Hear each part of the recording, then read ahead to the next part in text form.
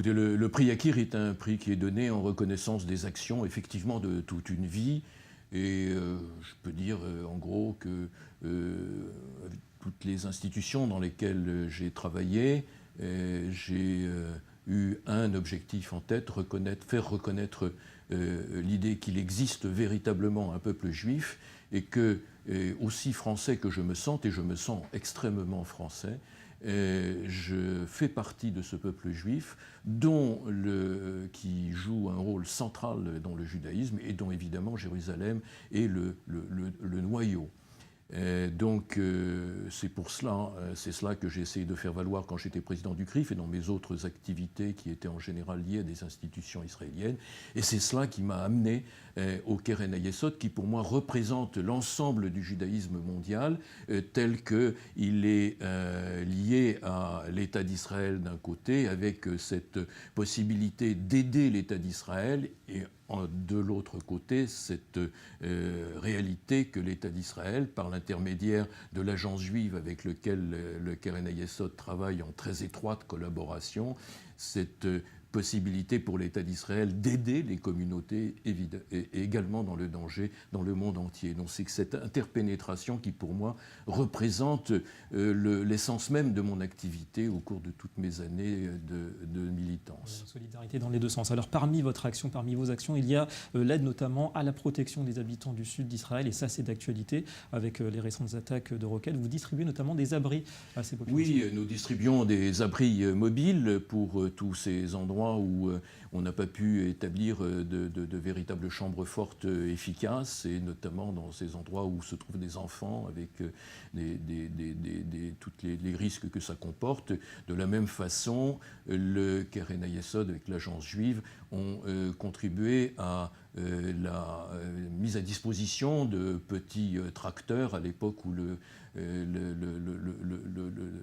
drame était celui de ces cerfs-volants incendiaires, petits tracteurs qui sont capables d'aller dans des champs là où les gros instruments ne peuvent pas amener leurs tuyaux, et qui aident donc à lutter contre les ravages du feu. Alors ce matin, il y avait une cérémonie dans un village de jeunes, un internat pour adolescents. Racontez-nous un petit peu ce qui s'est passé. Oui, c'est pas la première fois que je suis en Israël pour Yom HaZikaron, et à chaque fois j'éprouve un sentiment de très très grande émotion. C'était le cas ce matin, c'était le cas également hier soir où j'étais avec mes enfants et mes petits-enfants dans le lycée où ils se trouvent.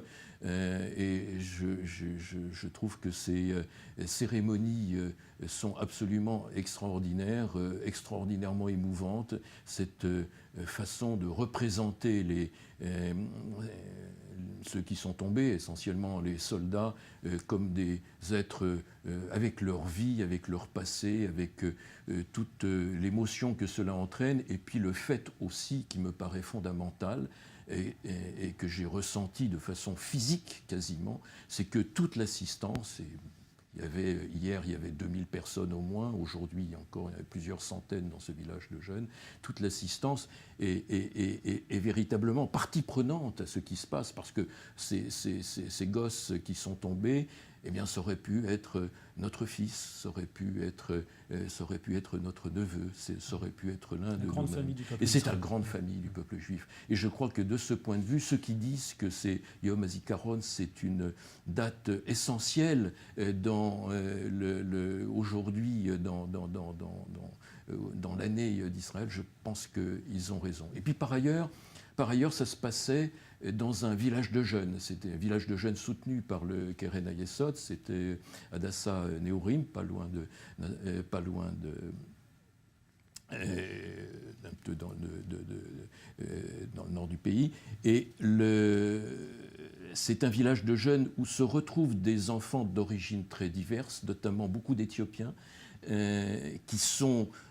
qui vivent dans des conditions difficiles, et ce village de jeunes, par le soutien qu'il leur apporte, leur permet de sortir au destin qui devait être le leur, c'est-à-dire leur permet d'acquérir les notions qui vont les amener au bac, ensuite qui vont les amener à des professions intellectuelles ou techniques, et de voir ces cérémonies où interviennent des Éthiopiens des Russes, des gens de toute origine, c'est également quelque chose d'extrêmement fort. Des liens, un vrai ciment entre les différentes communautés. Alors Richard Praski, on l'a dit, on vous connaît comme ancien président du CRIF, vous connaissez parfaitement l'environnement dans lequel évoluent aujourd'hui les Juifs de France. Est-ce que vous êtes inquiet aujourd'hui, notamment pour leur avenir, au vu de la recrudescence des actes de haine anti-juifs qu'on a constaté notamment l'an dernier? Bien, ça demanderait évidemment de très longs développements. Globalement, oui, je suis inquiet, pour schématiser. Je suis inquiet. Non pas que nous soyons aujourd'hui, comme certains le pensent, dans les années 1930, ça n'a rien à voir. Le gouvernement français, gouvernement démocratique, est un gouvernement qui s'élève contre l'antisémitisme. Ça n'a rien à voir avec les gouvernements qui se trouvaient là au cours des années 30. Il ne faut pas faire cette confusion-là. Mais par le fait que l'antisémitisme aujourd'hui devient de plus en plus tendance, j'allais dire, ça devient de plus en plus acceptable.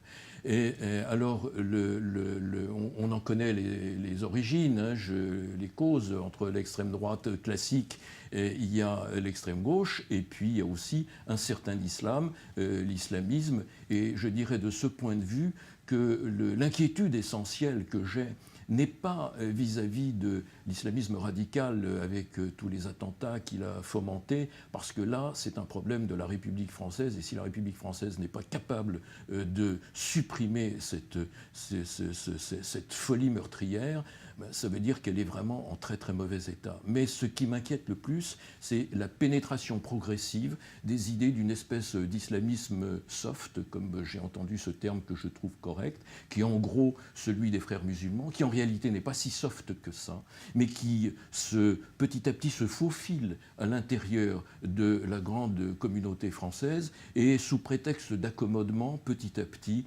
réoriente les instances de cette communauté nationale dans une direction qui, à mon avis, est inacceptable avec les objectifs de la France. Voilà, ça, et qui, bien entendu, est inacceptable pour les Juifs, puisque la détestation du Juif fait véritablement partie également de cette idéologie. Donc ça m'inquiète. Ça m'inquiète pour les années qui viennent, comme ça inquiète un certain nombre de Juifs de France. Enrayer cette spirale, cette ébullition négative, ce sera l'un des défis qui attend la France dans les prochaines années. Merci beaucoup, Richard Praski, d'avoir accepté notre invitation.